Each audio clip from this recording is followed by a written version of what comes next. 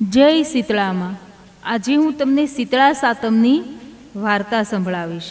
તો ચાલો આપણે આ શીતળા સાતમની વાર્તા સાંભળીએ। શ્રાવણવદ સાતમ તે શીતળા સાતમ। આ દિવસે સૌભાગ્યવતી સ્ત્રીએ સવારે ઠંડા પાણીથી સ્નાન કરી શીતળા માતાનું પૂજન કરવું। આ દિવસે આગલા રાંધણસઠના દિવસનું રાંધેલું ટાઢું ખાવાનું, ચૂલો સળગાવાય નહીં। વ્રત કરનારે સવારે પાણિયારામાં શીતળામાના નામનો દીવો કરીને આ કથા કહેવી અને સાંભળવી। આ વ્રત સ્ત્રીઓ માટે કલ્યાણકારી છે। એક ગામમાં દેરાણી જેઠાણી અને સાસુ એક ઘરમાં રહે। બંને વહુઓને એક એક દીકરો હતો। એમાં મોટી વહુ ભારે ઈર્ષ્યાળુ હતી, નાની વહુ સીધી સાદી અને ભોળી હતી। એ વેળા પવિત્ર શ્રાવણ માસમાં રાંધણછઠને દિવસે નાની વહુ શીતળા સાતમના દિવસે ટાઢું જમવા માટે પૂરી, ઢેબરા, વડા વગેરે રાંધવા બેઠી। તેનો છોકરો ઘોડિયામાં સૂતો હતો। રાંધતા મધરાત થઈ, તોય હજુ રાંધવાનું બાકી હતું। એવામાં છોકરો રડ્યો એટલે નાની વહુ રાંધવાનું પડતું મૂકી ચૂલો સળગતો રહેવા દઈ છોકરા પાસે ગઈ અને તેને બહાર કાઢી ધવરાવવા લાગી। તે ધરાઈ રહ્યો ત્યારે તેને ઘોડિયામાં સુવડાવી બેસીને જોકા ખાવા લાગી।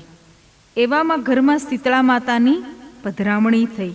તે ઘરમાં ચૂલો સળગતો જોઈ ક્રોધે ભરાયા ને તેમાં આળોટ્યા। તેમણે વહુને શ્રાપ આપ્યો કે જેવું મારું શરીર બળ્યું તેવું તારું પેટ બળજો।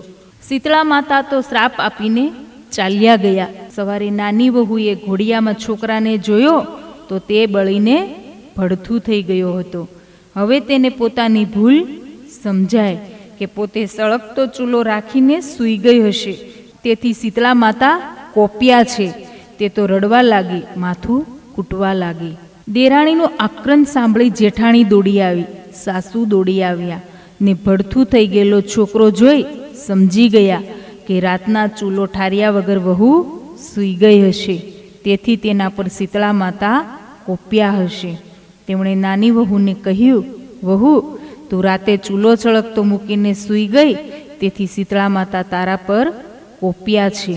હવે તો તું બળેલા છોકરાને લઈ તેમની પાસે જા ને ભૂલ કબૂલ કર, તો જરૂર મા તારા ઉપર દયા કરશે।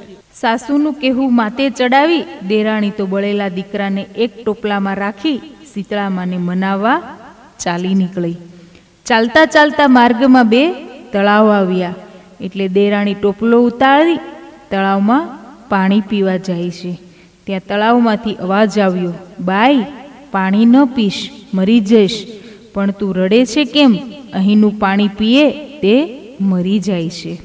દેરાણીએ કહ્યું, શીતળા માતા મારા પર કોપ્યા અને મારા છોકરાને બાળી નાખ્યો, તેથી છોકરાને ઉગારવા માટે શીતળા માને વિનવણી કરવા જઈ રહી છું।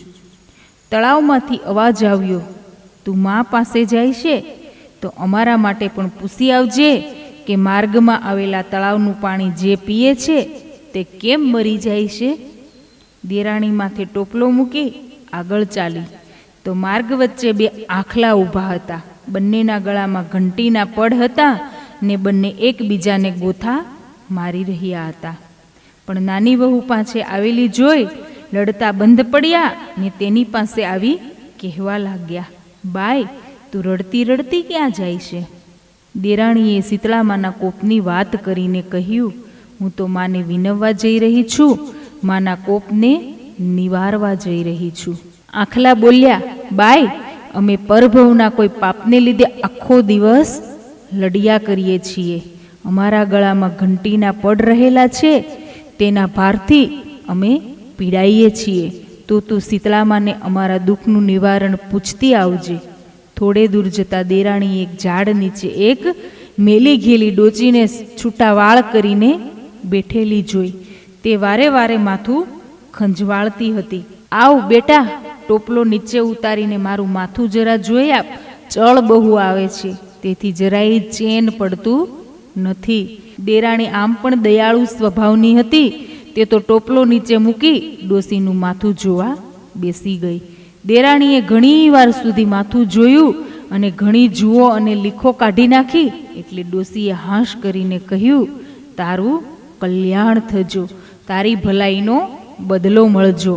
અને ડોશી એકાએક અદૃશ્ય થઈ ગઈ ને ત્યાં પ્રકાશના પુંજ રેલાયા. પ્રકાશમાં દેરાણીની આંખો અંજાઈ ગઈ.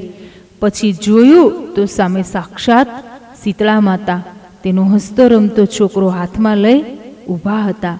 દેરાણીએ માને નમન કરી પોતાની ભૂલ બદલ ક્ષમા માગી. એટલે શીતળા માએ તેના માથે હાથ મૂકી આશીર્વાદ આપી હસતો રમતો છોકરો તેના હાથમાં મૂકી દીધો. પછી દેરાણીએ 2 તળાવના દુઃખની વાત કરી તો શીતળા માતાએ કહ્યું, દીકરી, એ બંને તળાવ પરભવમાં સ્ત્રી રૂપમાં શોક્યો હતી. તેને ત્યાં કોઈ ચીજ વસ્તુ લેવા આવે તો આપે નહીં, તેમના ઘરમાં વલોણું થતું. પણ જો કોઈ દોણી લઈને છાશ લેવા આવી ચડે તો પાણી નાખીને છાશ આપે. એ પરભવની કરણીના ફળ તેઓ આ ભવમાં તળાવ રૂપે ભોગવી રહ્યા છે. તેના પાપનું નિવારણ એ કે તું જઈને એ તળાવમાંથી પાણી લઈ મારું નામ લઈ ચારે દિશાએ ચાટજે. થોડું પાણી તું પીજે એટલે એમના પાપનો ક્ષય થશે. અને જતા આવતા વટે માર્ગુઓ પશુ પંખીઓ સૌ કોઈ તેમના પાણી પીશે. પછી તેણે 2 આખલાના દુઃખની વાત કરી તો શીતળા માએ જણાવ્યું, બેટી, એ આખલા પરભવમાં સ્ત્રી રૂપે દેરાણી જેઠાણી તરીકે એક ઘરમાં હતા, પણ કોઈને કામ આવતા નહીં. પાડોશીમાંથી કોઈ દળવા ખાંડવા આવે તો ધૂતકારીને કાઢી મૂકે. એ કરણીના ફળ રૂપે બંને આ ભવમાં આખલા રૂપે લડિયા કરે છે. હવે તું જઈને એમના ગળામાં રહેલા ઘંટીના પડ કાઢી નાખજે, તેથી તેઓ ચંપીને રહેશે. આટલું કહી તેણે આશીર્વાદ આપી શીતળામાં અંતર્ધ્યાન થઈ ગયા ને દેરાણી પેલા છોકરાને લઈ પેલા આખલાઓ પાસે આવી. ત્યાં એક જગ્યાએ છોકરાને સુવડાવી તે આખલા પાસે ગઈ અને તેમના પરભવના પાપ જણાવી ગળામાં રહેલી ઘંટીના પડ કાઢી નાખ્યા. એટલે બંને આખલા શાંત બની ગયા. તે હવે મિત્ર જેવા થઈ ગયા. તેમણે ડોક નમાવી આભાર માન્યો. હવે દેરાણી છોકરાને લઈ પેલા તળાવ પાસે આવી. ત્યાં જઈ બંને તળાવમાંથી થોડું જળ લઈને ચારેય દિશાએ શીતળા માનું નામ લઈને છાંટ્યું ને થોડું પાણી પોતે પીધું. તે સાથે જ પંખીઓ ત્યાં પાણી પીવા આવવા લાગ્યા. નાની વહુએ ઘેર જઈ સાસુના ખોળામાં હસતો રમતો જીવતો છોકરો મૂક્યો. આથી તેની સાસુ તો રાજીની રેડ થઈ ગઈ, પરંતુ જેઠાણીને તે ગમ્યું નહીં. પછી નાની વહુએ બનેલી બધી હકીકત સાસુને કહી સંભળાવી.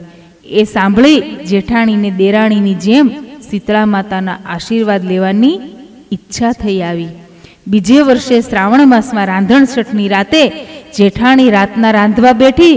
તેણે પણ દેરાણીની જેમ શીતળા માતાને પ્રસન્ન કરવા હતા, એટલે રાતના ચૂલો ચળકતો મૂકી છોકરાને રમાડતી રમાડતી સૂઈ ગઈ.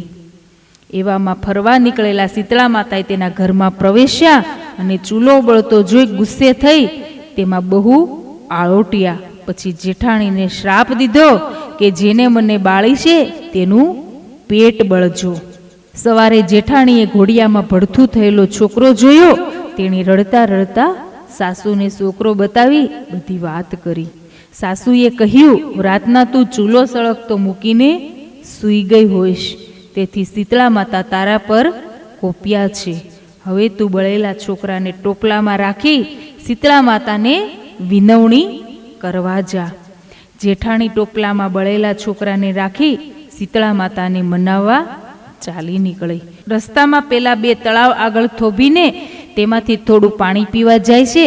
ત્યાં તળાવે કહેવા માંડ્યું, પાણી ન પીશ તો મરી જઈશ. તું ક્યાં જાય છે? શીતળા માતા મારા પર કોપ્યા છે, તેથી શ્રાપનું નિવારણ કરવા જાઉં છું. તમારે શી પંચાત, હું ફાવે ત્યાં જાઉં?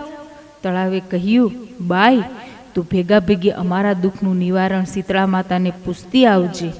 જેઠાણી સણકો કરીને બોલી, હું તો મારું કરું કે પારકી પંચાત કૂટવા બેસું? તમને ગરજ હોય તો તમે જાઓ ને. આગળ જતા પેલા 2 આખલા લડતા હતા. જેવી જેઠાણી તેમની પાસે ગઈ તેવા જ તે શાંત બનીને તેની પાસે આવી કહેવા લાગ્યા, હે બાઈ, તો રડતી રડતી ક્યાં જાય છે? શીતળા માતાને મનાવવા જાઉં છું.